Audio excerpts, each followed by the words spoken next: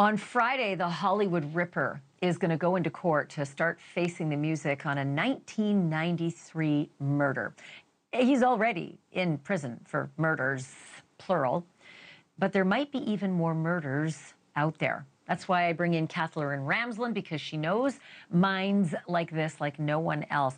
First and foremost, Dr. Ramsland, if I can ask you, 1993 is a very long time ago, and it is frustrating to me to know that the victim, Tricia Pacaccio, had Michael Gargiulo's DNA under her fingernails way back then, and we're just trying him now.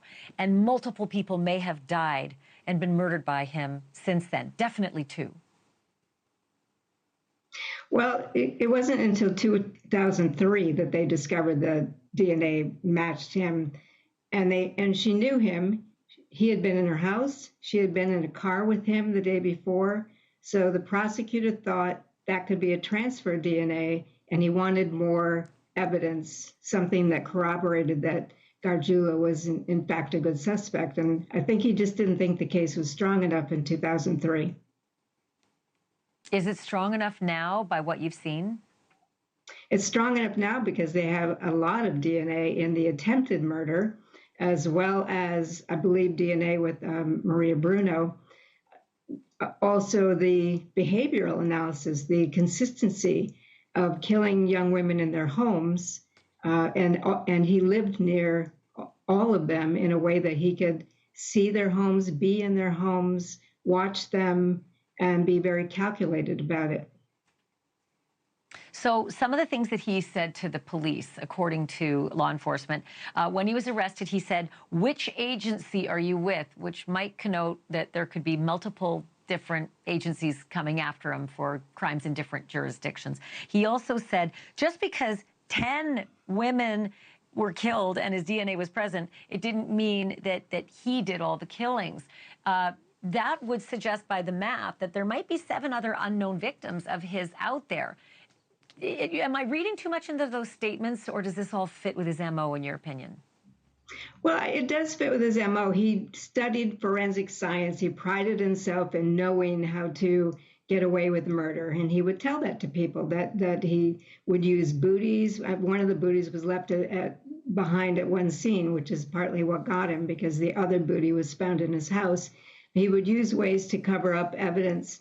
But it really wouldn't be too hard to look for murders he might be associated with, because he had a pretty consistent, very, very bloody, graphic MO of stabbing and mutilating his victims. So I think if you saw, and also he lived fairly close to the crime scenes, you would look for any unsolved murders where someone was stabbed inside their home and try to find some DNA. I think that would be the first step. I'm sure they did that.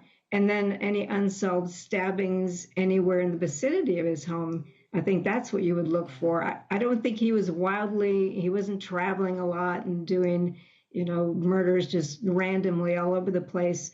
I think that if he's associated with others, it won't be that hard to link him to them. These names, the Hollywood Ripper, the Chiller Killer, the Boy Next Door, the truth of the matter was these were rage-filled killings. I know you get that.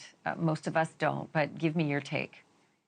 Yeah, I think especially with Ashleigh Ellerman, I think 47 stab wounds on her. I think it was punitive, not just angry. Now, we do know that he had beat up his father, assaulted his sister. He was a very aggressive, angry guy.